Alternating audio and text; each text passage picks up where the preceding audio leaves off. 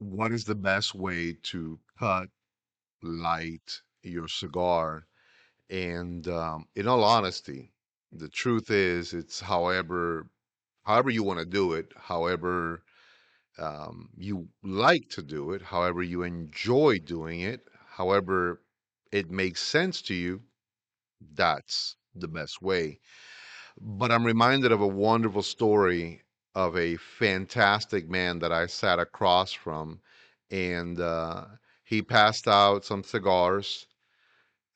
His son was there that day. Some very important people from a well-known company that he produced cigars for them were there as well. And he just literally nibbled on the tip of his cigar. Kind of took a small bite and took out a big lighter, or basically, as a matter of fact, I still have it. This lighter right here, it's soft flame. It ran out of fuel a long time ago, but the memory of it never did, and I kept it. So this lighter was given to me by Jose Pepin Garcia, and there's more to this story right afterwards because this is Smoking Strategy with Duncan. Welcome to Smoking Strategy, where cigars meet hustle, heritage meets vision, and real conversations light up real business. I am Duncan Echevarria, your cigar consultant, brand builder, and author of the Cigar Business Blueprint. And in this podcast, we go beyond the smoke. Every week, I'm bringing you unfiltered insight into the cigar industry and the bold strategies that build legacies. From the rollers to the retailers, from the farms to the boardroom, we'll talk partnerships, product launches, brand identity, and what it really takes to thrive in a niche market that's built on passion. This isn't just talk, this is smoke and strategy, and you're invited to the table. Follow now and light up your next move.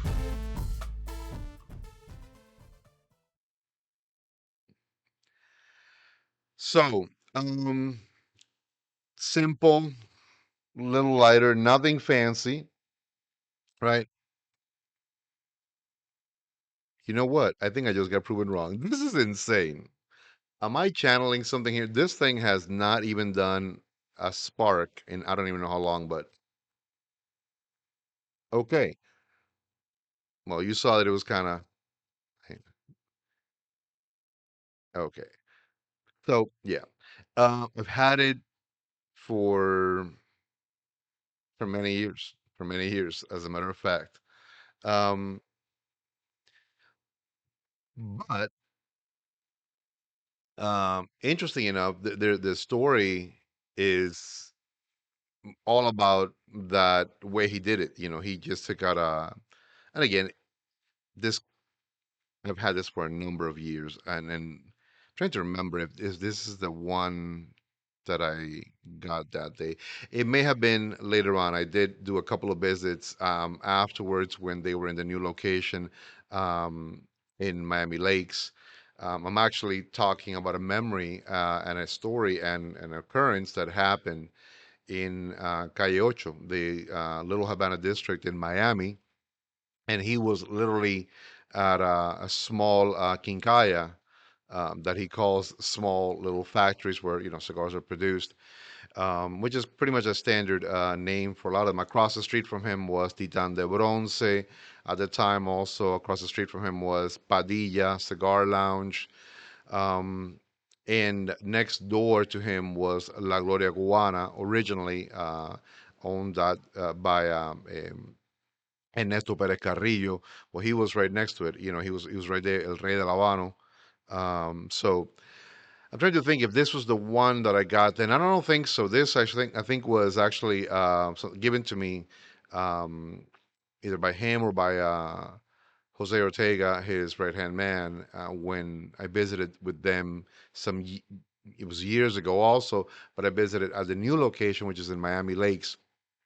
Anyways, but the neat thing about this, and I get a little some stories, time frame wise confused, but the neat thing about the story is that he reminded me of it doesn't have to be fancy. It doesn't have to be, top of the line and this or that. It just has to work. And if it meets the criteria for what you like and enjoy and how you do it and how you get that cigar going and, all of that, if it does it, look, you can either bite the tip off, whatever, light it with a big lighter. I've lit my cigar on my stovetop. I saw my dad do it, you know, years ago, the same way, and you know, eh, whatever was handy. I'm not a fan of using Zippos. They do have a true chemical burn, but other than that, because I don't ever, you know, weld. I see so many guys and women. I see you guys doing this, and you don't do that. I mean, if you think, and you're gonna see me, I have the cigar for tonight. If you look at this finger and look at this right here, this is a good distance. This is all you need. It's a good distance. You don't have to be right there. That's a good distance. And it works with whatever lighter you use. Doesn't matter. Whatever lighter you use, you're not welding.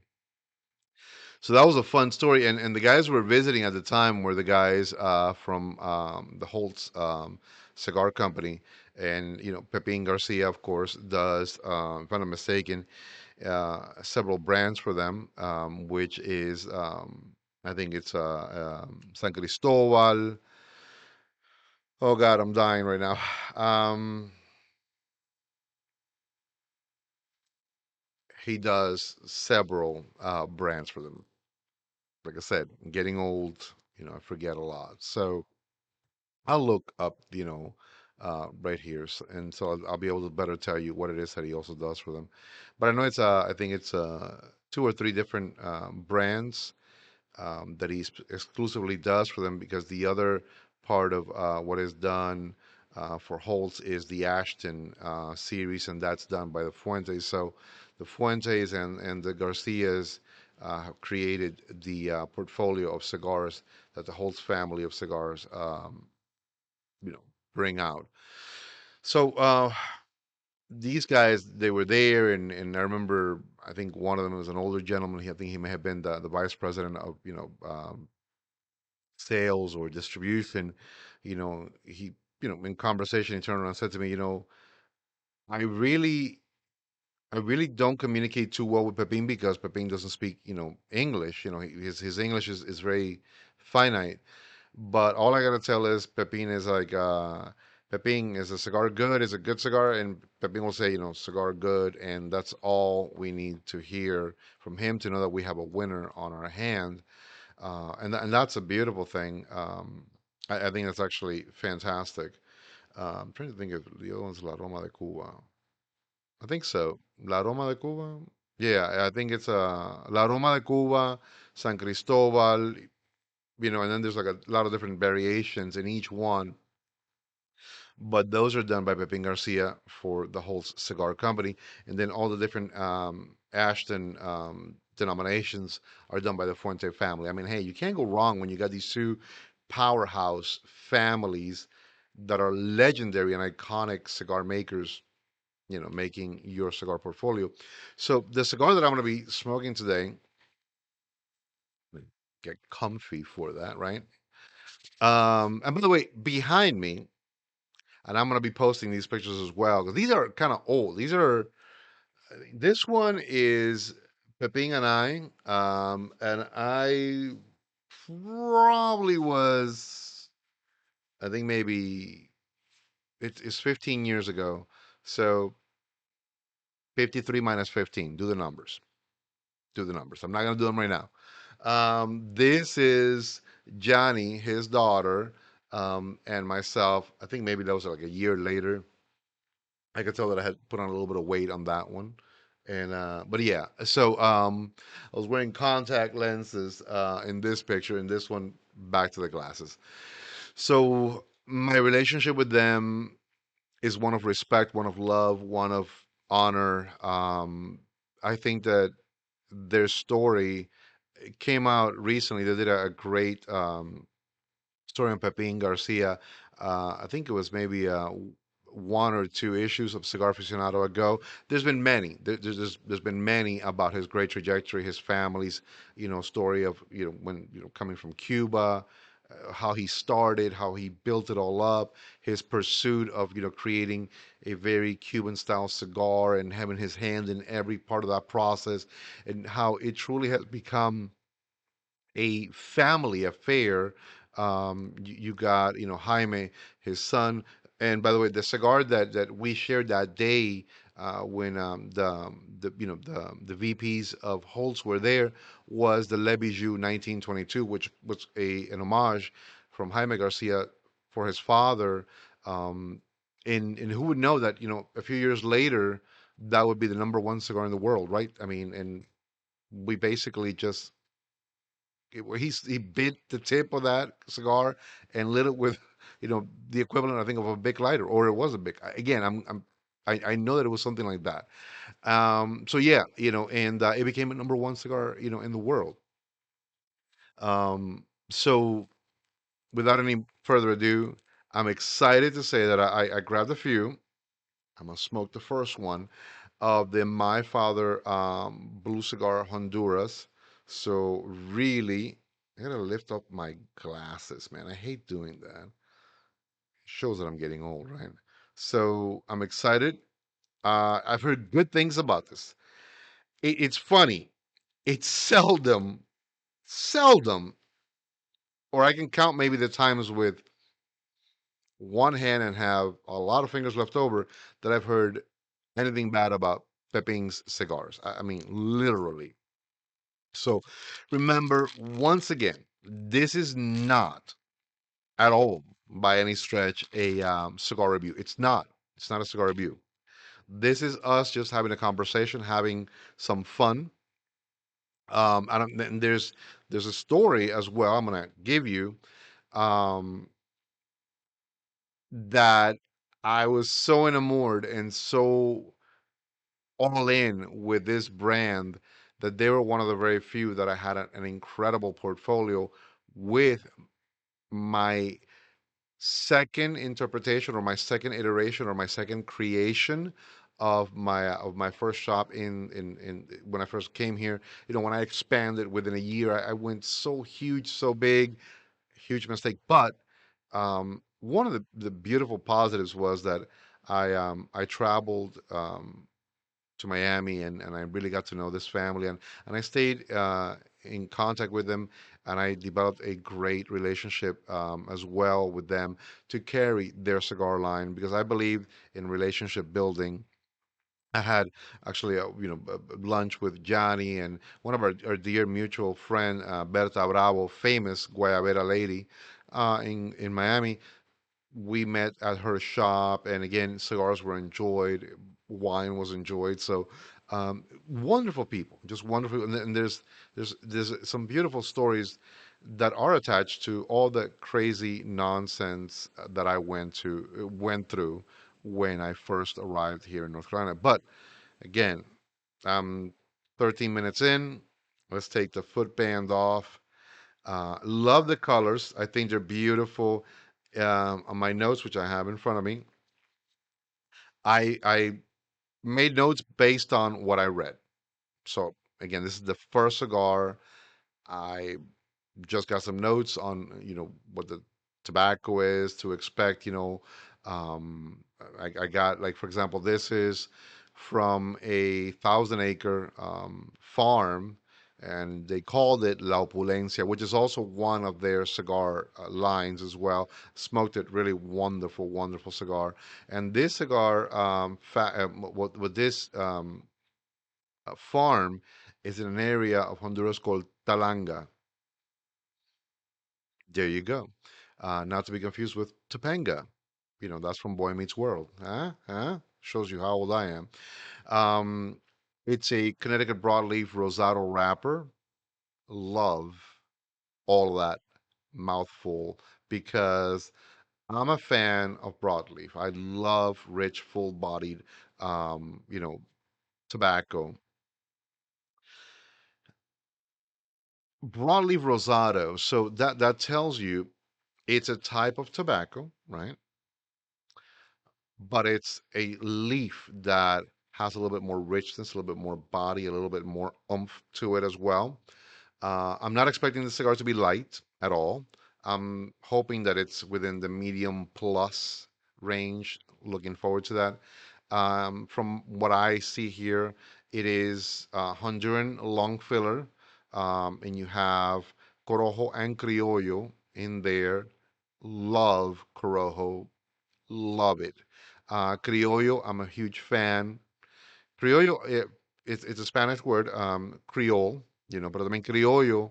And sometimes if you ever catch me saying an occasional Spanish word like pero también, right, or a phrase that means but also, but criollo is a mix, like a mestizo or you know a blended child, if you will. So there we go. So the criollos are blended seeds or strains that are amazing. All of this is inspired, of course, always by Pepin's love of Cuban cigar. Well, let me rephrase that. Let me backtrack. His love historically of what he did in Cuba, all that he learned, all that he, took with him when he left, and he has recreated a lot of it. So that's what I wanted to say. Um, Beautiful, soft tobacco aroma, just like that light tobacco. Really, really beautiful. It's a Toro Gordo, and it's got almost like a soft, I don't want to say box press, but it's got a soft press to it. And I am going to do a V cut. Let's get it done. Let's get it in. Boom, done. Hmm. Well,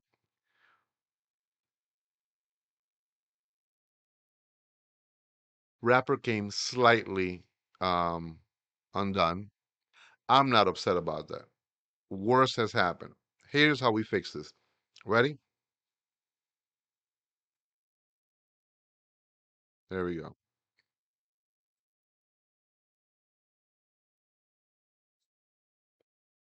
Wrapper fixed. A little bit of moist lips. Turn it around a little bit. I see people having attacks like, oh my God, the wrapper broke. What am I going to do? And my reply is, your life will continue. Calm the hell down. So it happens. I've had it on my desk since I bought it yesterday. I like to smoke my cigars a little bit on the drier side. The room is fairly humid, so I'm not bothered. I don't do this a lot. I do this usually when I'm, videoing. Videoing? I don't even know. That's video recording when I'm doing a video. I think I make up words sometimes that I'm like, good Lord, what am I thinking about? So I'm gonna do a cold draw, see where we're at.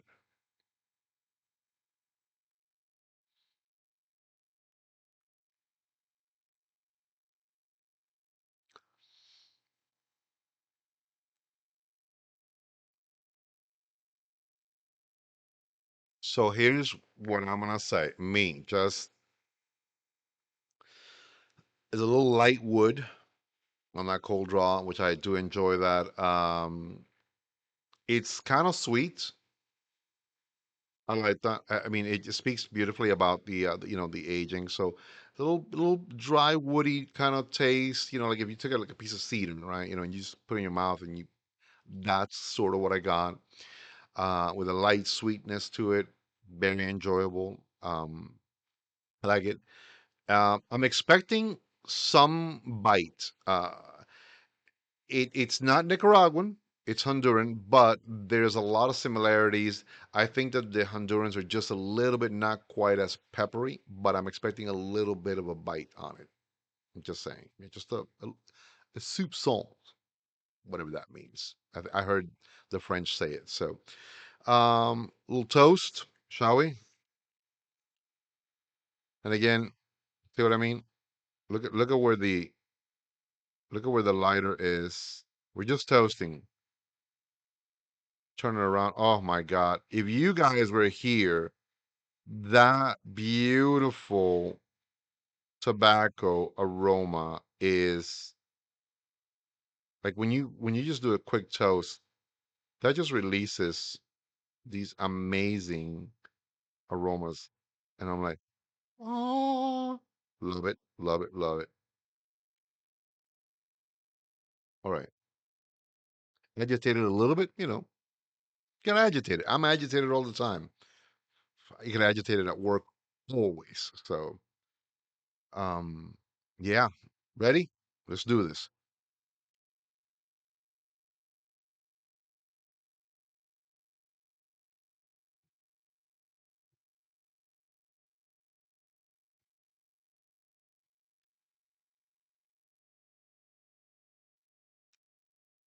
Like I've been saying, we're not welding, so none of that. None of that. Please stop that. So that was to get it going, right? To get it going. I'm gonna give myself a second, a moment, if you will. See what hits. There's a little burn. There's a little burn on the tongue. It's like a light burn. Um, which I'm thinking because similar soil, um, similar, not the same. Okay.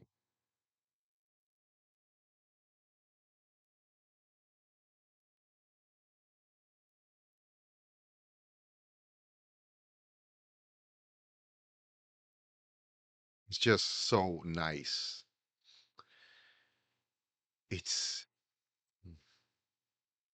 a little of that sweetness still there. There is a little bite, a little pepperiness.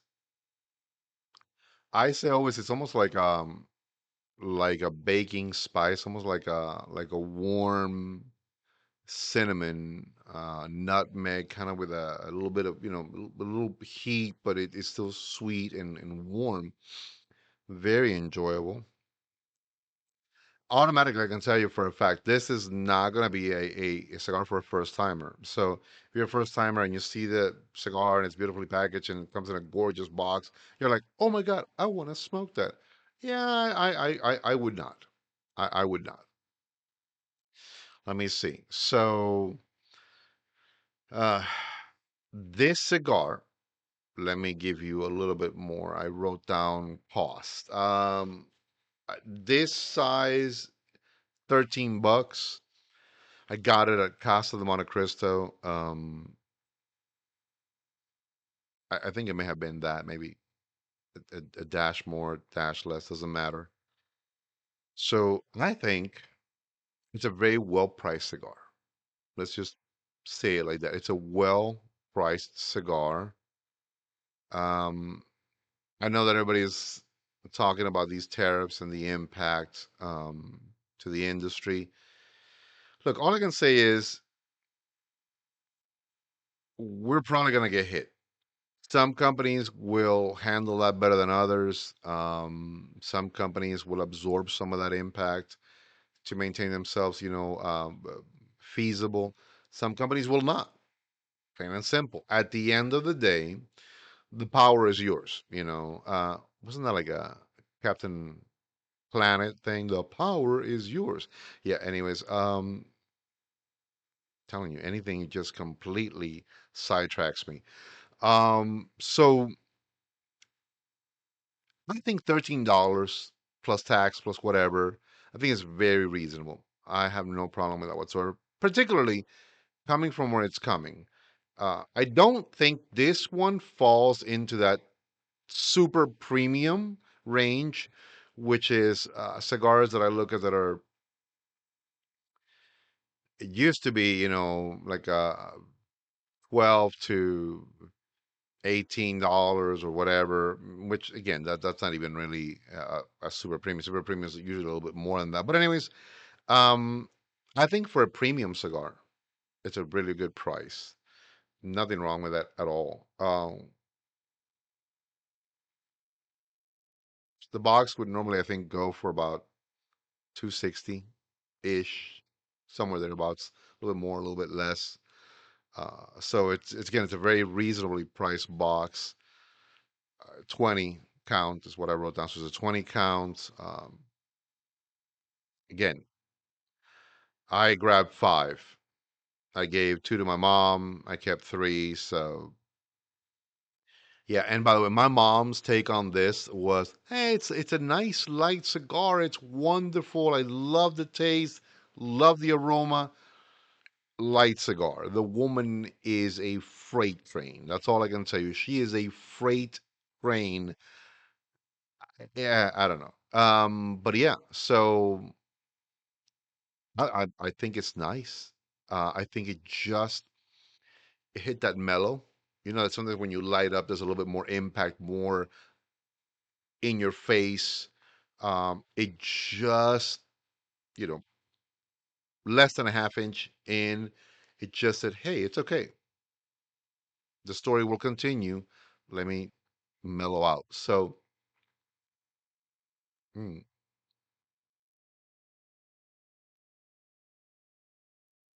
yeah, nothing bad, nothing bad. I mean, this is just a beautiful start. Love it.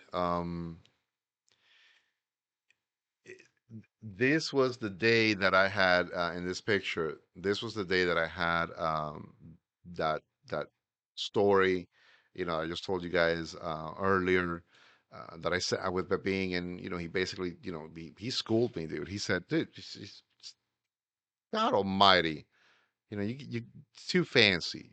You know, a man with a big lighter in Cuba is king. You know, basically, that's what it boiled down to. And for that, I'm very thankful. Johnny was always an amazing person. And by the way, this photo is when she was still Johnny Garcia. I know that I think she was dating Pete at the time, but you know, yeah. So this is before she became Johnson. So you know, but that she was a free lady. That's why I have my arm around her like that. That's the only reason. I don't want anybody going crazy right now, right? But it's funny because I remember when I first opened up my shop. You know, I don't believe I had Pepin Garcia. I didn't have anything from My Father Cigars. Um, year one, I don't think so. It was when I opened up the much larger venue literally year two, instead of like, you know, seeing how things would go. Why wait, right? Who does that? So I think literally within 1 year, I said the heck with this, and I went from I'll be honest, I'm gonna tell you this much. I think it was a 400 square foot environment, you know, to I think it was 4,000 square feet, you know. So yeah, I 10x that like a lunatic. But the humidor was 500 square feet.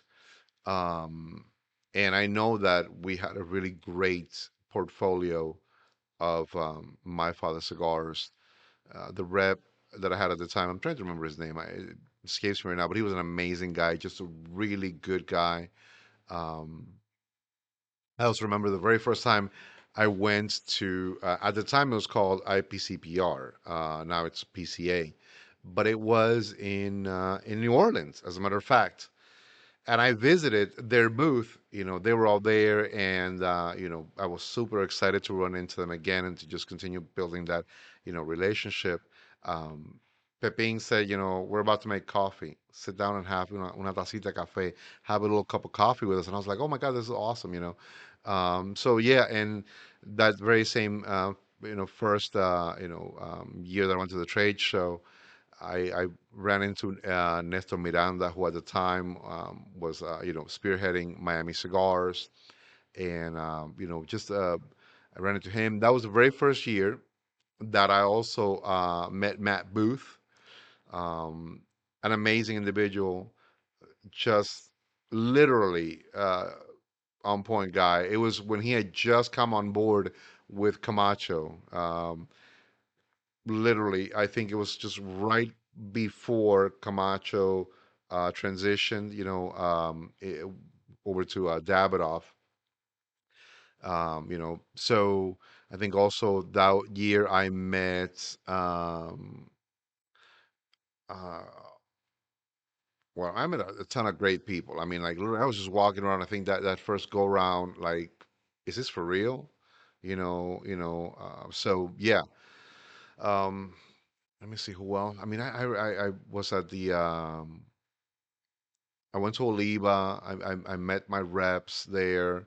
I think that was the year that the cane was introduced, if I'm not mistaken, or somewhere thereabouts was also when I think it was maybe the second time that, or it was Nub had just come out, and it was, God, what is his name? I'm trying to remember it. It's escapes me, but it just Sam Lacia. Sam Lacia was there.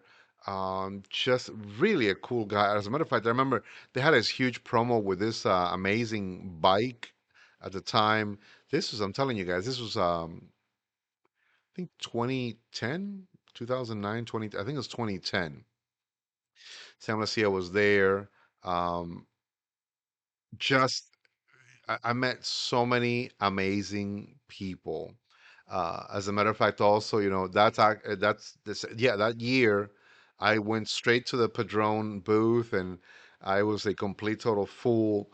But, I opened up my account right there. I opened up my account. I told them how passionate I was about their brand, what I was doing. I showed them pictures of this, huge lounge, that I was a crazy Cuban living in North Carolina. And, it was just so many things, that happened at that trade show that I'll be brutally honest, I lost track of how much money I just invested, and I'm going to use the word invested, right, at that trade show. But there's a lot that also that in hindsight, in retrospect, I would not have done. I really went on just this insane shopping spree, like I had money to burn. Um, so it was fun. It was fun. As a matter of fact, I went with my cousin, and it was just wow. New Orleans was a different experience when you are doing that. That evening, if I'm not mistaken correctly, Rocky Patel was doing something at Mulat's, which is a great, iconic restaurant. You know, um, it's not far. As a matter of fact, I think everything was walkable from the convention center. And I mean, like I said, it was just trying to remember a lot of that. But I'm gonna tell you a funny one. So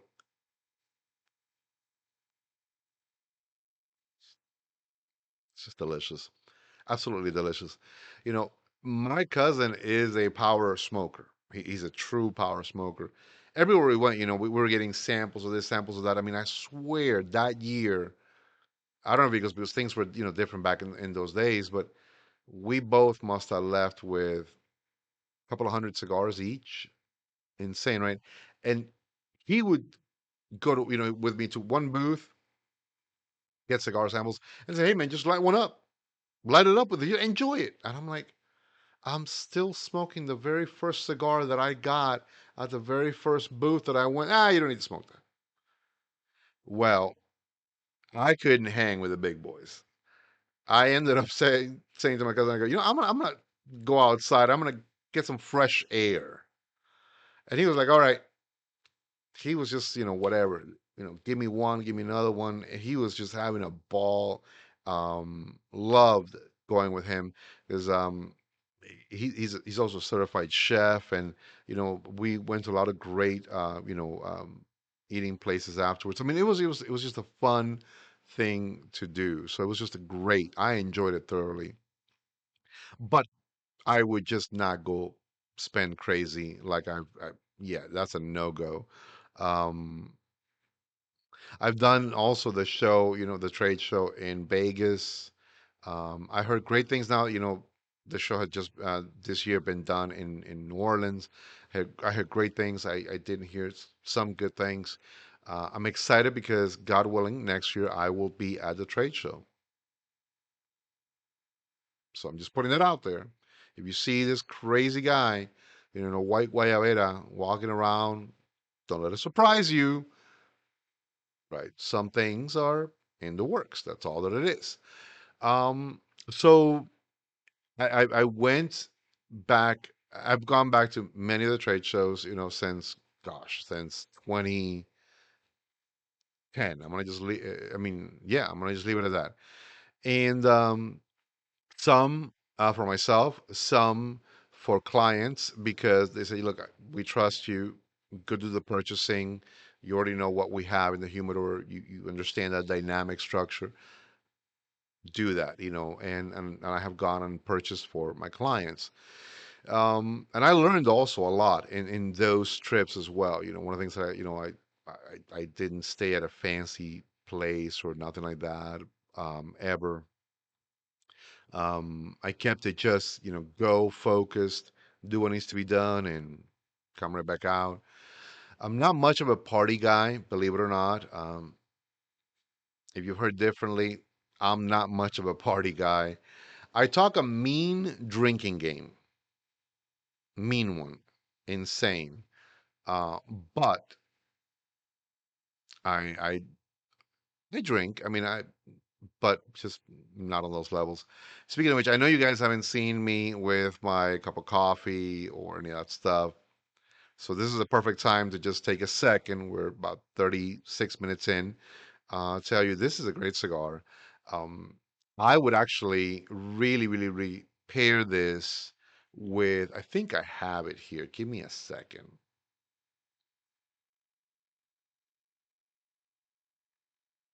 Expedite.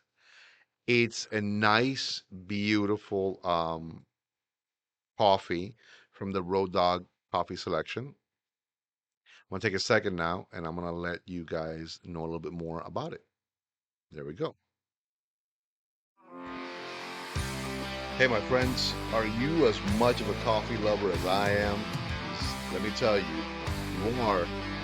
This one's for the road warriors, the patriots, the everyday heroes who keep this country moving. This is Road Dog Coffee. Let me tell you, we're not here for watered down swill.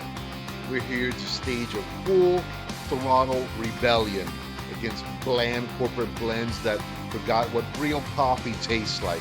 At Road Dog, every roast is a rally cry, crafted with purpose, packed with bold flavor, and roasted for the long haul. Our beans are meticulously selected, fired with authenticity, and built to awaken your senses mile after mile. We're more than just a coffee company, we're a family, a movement, a tribute to hardworking Americans who still believe in tradition, grit, and great coffee. Join the rebellion, fuel your journey, and taste what it means to be Road Dog approved. Sign up now for exclusive offers, brewing tips, and bold blends that fuel the American dream. Road Dog Coffee, crafted for the long haul, built for the bold.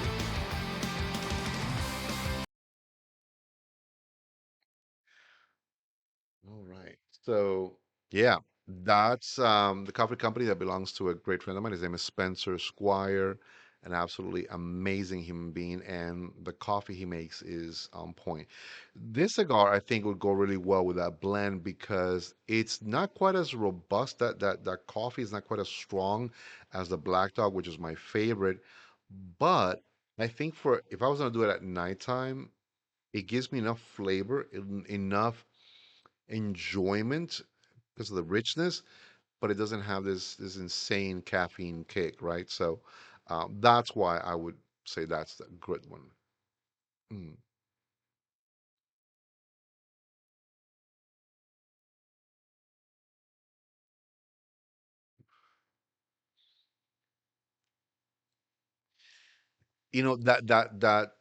That soft pepperiness that I mentioned earlier, like a baking spice almost, it's still there, but very much at the end, like right here, almost at the end, right?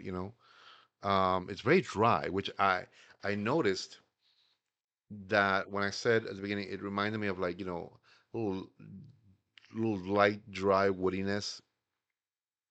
I really do enjoy that. I like it a lot. I think it's great. There are some cigars that I akin them to like drinking a very dry martini, and I do. As mentioned, I don't drink a lot, but there are some things that I enjoy. I enjoy a well crafted dry martini. You know, something about the vodka or the way it's done or the vermouth or however it's composed. When I go ask for one, and it's done well, it's done correctly. It cleanses the palate. It makes my mouth feel a little bit on the dry side, even though I've just taken a sip. And then when I'm smoking a cigar, it just allows me to capture more. So like something like that. This cigar is like a nice light, dry martini, if you will. The cigar is not light. Um, I don't think it's a full bodied. And I've always had this discussion with, between, strength and body. I think that there's a couple of different things there, and flavor, full flavor, full bodied, full strength. I think a full bodied cigar, and I'm going to just give you guys my interpretation of that. It's just me.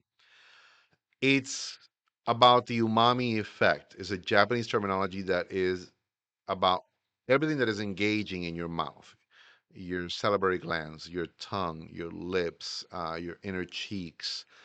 It's an experience that engages. So the more engagement that you have, the more umami, um, the more richness, the more fuller bodied it is. Flavor, I think, also refers to the intensity of the flavors that you are getting.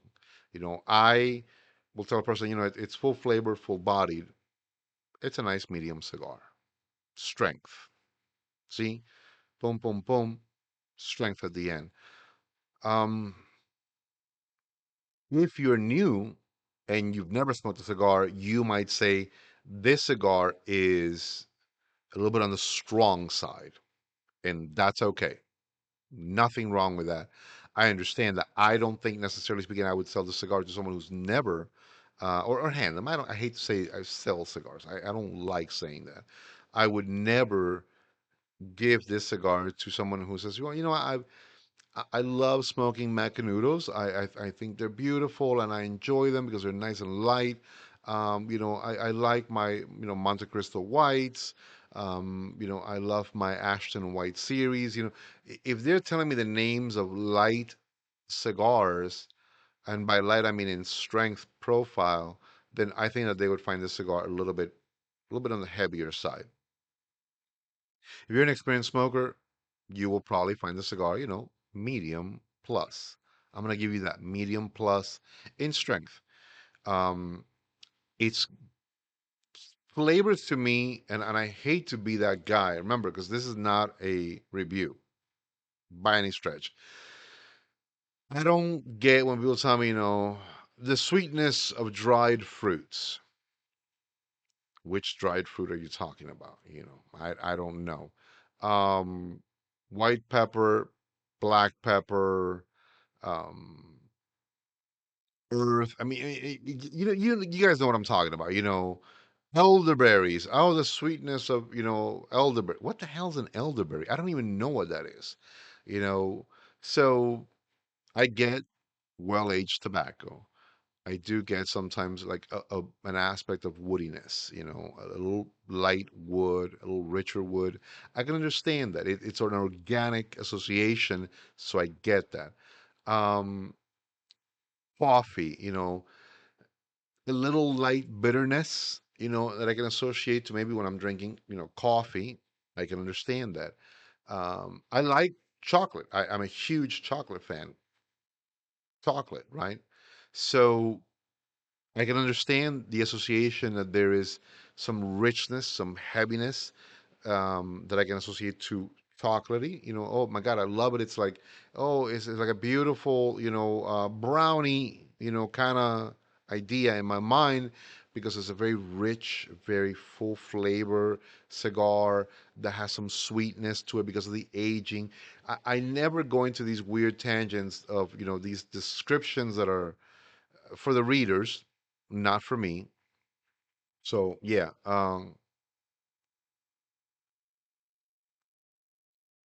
that's awesome. That literally is awesome. It went out now because I didn't attend to it, but it actually was doing really, really well. So little relight.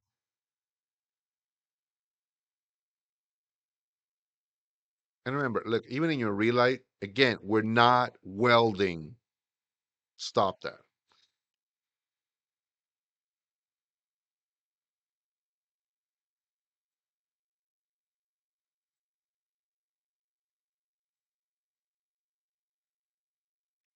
All you're doing is just bringing the flame to it. That's all you're doing.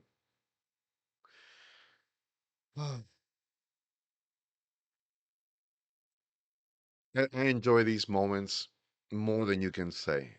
Uh, I really, really do. For example, these pictures mean a lot to me. I have the original ones. I do, and I printed them out years ago. The other day I was just looking through them, and you know, see there's Johnny and I. Crazy, right? There's Pepin and I right there. And it reminds me of a time in which I think I'm just knocking everything down. That'll bring me to my good friend Steve Mann also because I have 38 million accoutrements, cutters, lighters, everything like that. And you know what? Let me just dive into that one. If you're a shop owner and you have a ton of stuff and you want to go ahead and flip that into some, good cash that you can reinvest back into, your shop, Steve Mann of Stogie Hub is your guy for that. Um, if you're like me and you just collect, collect, collect, collect, I, you know, I can't, sometimes get everything I want. But if you have like a limited edition, a hard to find something or other, just recently, a client of mine said, "Hey, I've got this amazing signed box of Padrones," and it was like a commemorative box, 40th edition Padron 40s, hand painted. I mean, this is gorgeous. It's full. Um, all of it, the ashtray that came in, signed also with the patriarch Jose Padron, Jorge. I mean, it was just everybody, was on that box, and I said, I got the guy who is the greatest broker for these kind of deals, and I contacted Steve Mann. So I'm gonna tell you a little bit more about him right now before going any further. Hello, my friends. Let me tell you about a great place where fine cigars meet elite craftsmanship. Now, this is StogieHub.com. Founded by entrepreneur and good friend of mine, Stephen Mann, Stogie Hub was built to bring unity to a fragmented market, connecting cigar lovers with premium accessories in one elegant space. It's secure, it's seamless, and it's designed for those who know the difference between a hobby and a lifestyle. But this is more than a marketplace, it's a community, a place to trade, learn, and share stories through the Burn and Learn podcast hosted by Stephen Mann. And also, it's a place where you can come 24/7 for tremendous customer support, trusted reviews. Definitely a promise also to evolve with the industry and stay on the cutting edge of the needs of the clients. Stogie Hub isn't just keeping up, they're setting up a brand new standard. Stogie Hub, remember, where every puff is perfection. Stay smoky, my friends.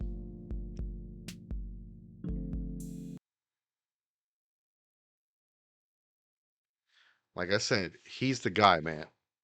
If you got stuff that's that hard to find, limited edition, it doesn't happen anywhere else, right? And you have it, and you're thinking, you know what?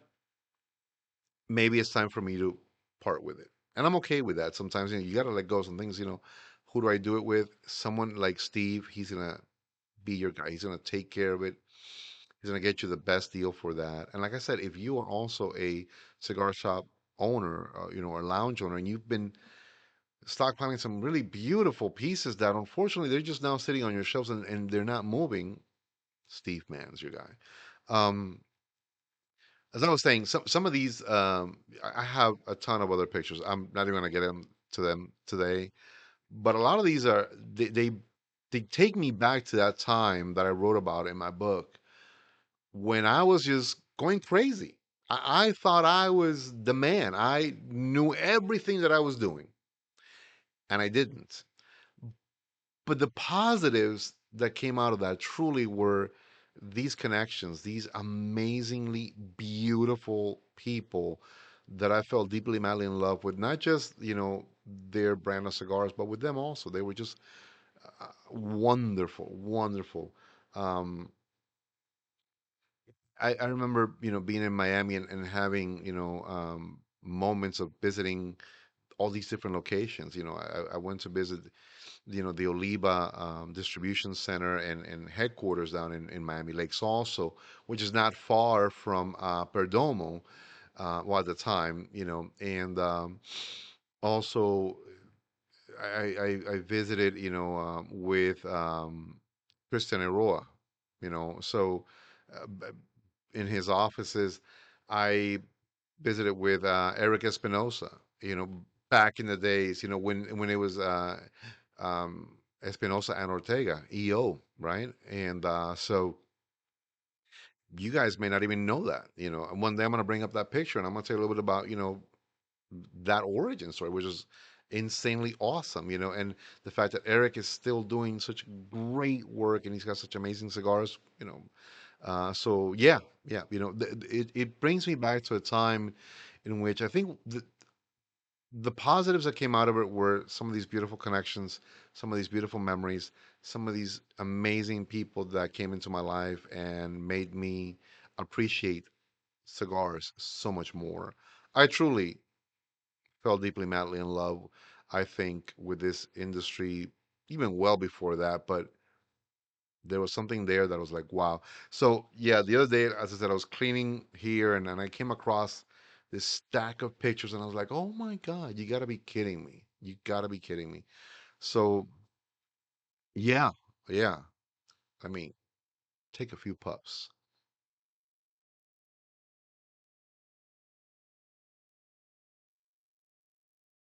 And by the way, the draw is phenomenal. Like this draw is so clean. I mean, you can see by the cloud of smoke, it's absolutely great. Again, sometimes I get emotional. I no longer live in my past, which in business I had to learn to get rid of that. I no longer live in my past, but it's okay to revisit some of the beautiful memories. It's perfectly fine. There's nothing wrong with that. And I truly did enjoy um that time as well. For all the kind of good things that did happen and the people that I met. So yeah, it was there was some fun. There was some fun there, and I enjoyed it. Um, it's funny. Today I was at work and I expected a light, easy day. Far from it. I'm exhausted. I've gone this past entire week working straight through. My partner has gone on 3 weeks straight working. We are both involved in a project, so I'm very excited about it. I'm not gonna go into it right now. Wait and see. Um, and I again, I said, it's gonna be an easy day. It was nonstop, nonstop at my job. But it's funny. All I could think about was like how exciting that is. I was in a conversation with one of my friends. He is our safety manager for the company. And I told him, some days when you want them to be easy, they become the most complicated days. And some days which you think are going to be completely over the top complicated, easy days. And I told him, and I enjoy both so much now because the ability to pivot immediately and get that day going and accomplish everything you set out to do, and whether it was just in your mind it was going to be a heavy day or a light day, but just get it done, and get it done with a sense of satisfaction of I did this, I finished it, I accomplished it, I rounded up my day on a positive note. That is so awesome. And I think it took me a long time to begin to really appreciate that. Truly, I would, I was the kind of guy that would go into, days just let's get it done. Whatever needs to be done, let's just get it done. And now it's like, let's get it, let's get it.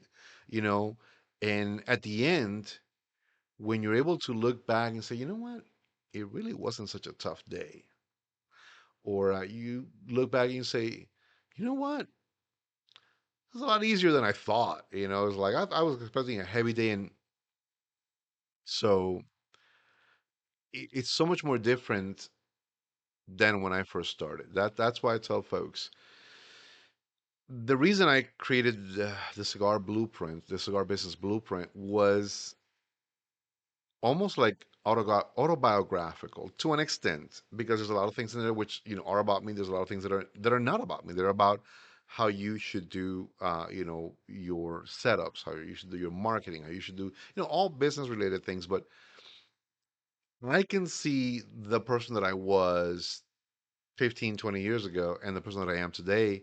And that person back in those days was like, oh my God, I didn't even think I was gonna make it through the day. I did not know if I was gonna make it through the day. And the person that I am today is like, well, man, that's awesome. Dude, what a great day. And I learned this, and this. Because I stopped going into my days with a mentality of judgment and I went into my days with a mentality of curiosity. You know, sometimes we judge our workloads, our days, our systems, what we do, our routines. We judge those too harshly when we should just be curious. How can I make my day better? It's a tough day. How can I make it better? How can I improve that process? How can I look at this day and just say, let's do it? You know, um, and I wasn't that person years ago. I assure you, I was not that guy. So that's in the book. That's part of why when I created the guide, I made sure that it could help you, create better processes. It could help you create better routines. It could help you look at things curiously, with a curious mindset, not with a judgmental one. You know, mm,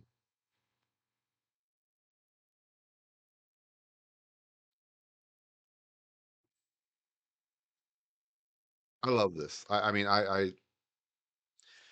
it's another winner in the portfolio. It's another winner. It's just hands down, it's another winner.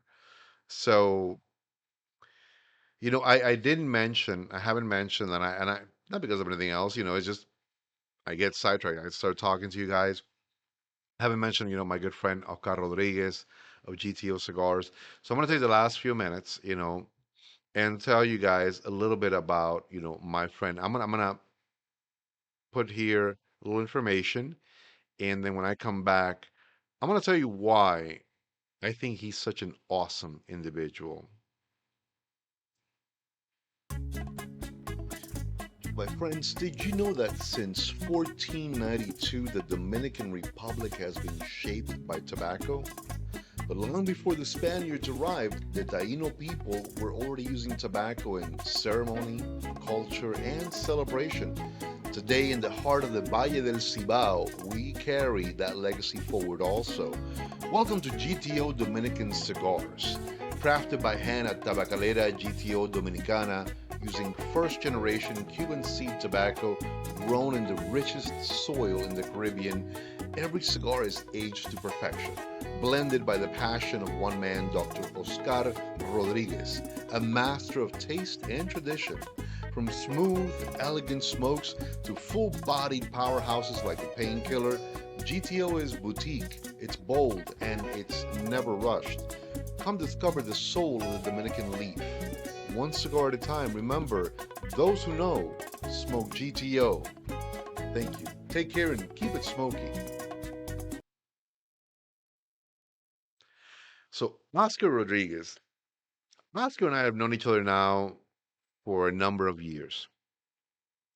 And I'm gonna round out this conversation, this talking, about Oscar because one, today we had a conversation, business related, and he said something to me. He said something, to me, and it's funny. Second person who told me that today, and I found it amazing and funny. He said, "Man, you're doing these things, and I haven't even paid you anything." And I go, "I don't care." Like, if I was ever worried about money from a client or from any business relationship that I'm having, in this case, any collaboration I'm doing with Oscar, I would be asking, "Hey, man, my check, my check."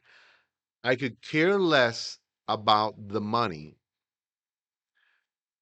on any collaboration that I do with a client currently, not the guy from 20 years ago, but currently, I could care less about that money from any collaboration, especially with Oscar Rodriguez, because he's a brother, he is an amazing individual, and he's taught me a lot.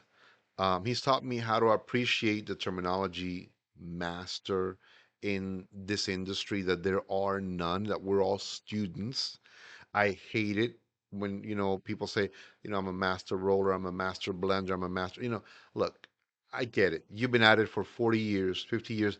Those guys rarely use that terminology. It's newbies, who do that, or any of that stuff. Or, when we address ourselves, when we address others as he's a master of this. Okay, look, I get that, I understand that, but Oscar and I have had conversations on this subject ad infinitum, and we both are of like mind. I think that we're all students. We're all students of learning. Even the guys who have been at it for so long are still students. Um, when he told me that, I laughed. I said, "Look, I'm not worried about a single thing. Whatever business happens, the money will be the end result. It's the end result. Who cares about that right now?" So that's a bond, that's a relationship, that is a commitment to a friendship, that's a mindset of curiosity, not judgment. I'm always curious now as to where my ventures will take me. I've got some mile markers right now. The goal is so far over the horizon, I'm not worried about it. I got the mile markers. I know I'm going down the right path. I know I'm doing the right things. But the goal is one that, for me, I may not even see it in my lifetime. I'll tell you the truth. I may not.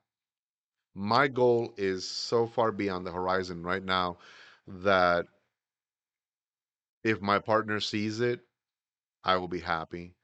If my son sees it, I'm blessed. If people 20 years, 30 years down the, pipeline see it and they remember me, great. That's awesome. That's fantastic.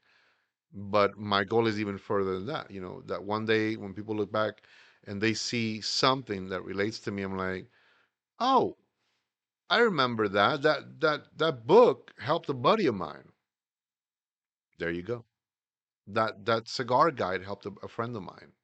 So that's my vision. That's my goal, and it's way on the other side of the horizon. So in the meantime, my mile markers are my great friends that I'm developing right now, the great business partners that I'm developing right now, the people that tell me literally, hey, bro, I love you. Not love you. All right, love you, bro. It's, hey, bro, I love you. And I reply back, man, I got nothing but love and respect for you. So that's what I'm working on. That's my that's my project. That's part of my why.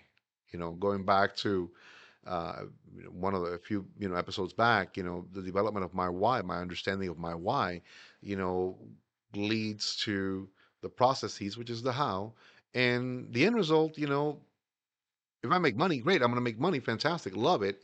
That's awesome. We can all do that. But I'm able to pick and choose the projects now, whereas pursuing them out of desperation because I needed that money. I don't need the money. I need the people that are like-minded with me, that are passionate like me, that understand that we're building something that is on the other side of the horizon, and these are only mile markers. A great analogy is, if you're a long distance runner and you're running, well, you need mile markers because otherwise, you have no idea if you're still on the track or on the path. You don't know which way you're going. You know you're going to end because, at some point, but are you on the path? Are you on the track? So mile markers are good. We need those. We need those kind of metrics, those measurements. We need that in our lives. But we got to understand that whatever we truly want to build, that's going to be long lasting, it's got to be based around your true why. Why are you doing it? Not what are you doing? I don't, what are you doing? Mm-mm. Why are you doing that? So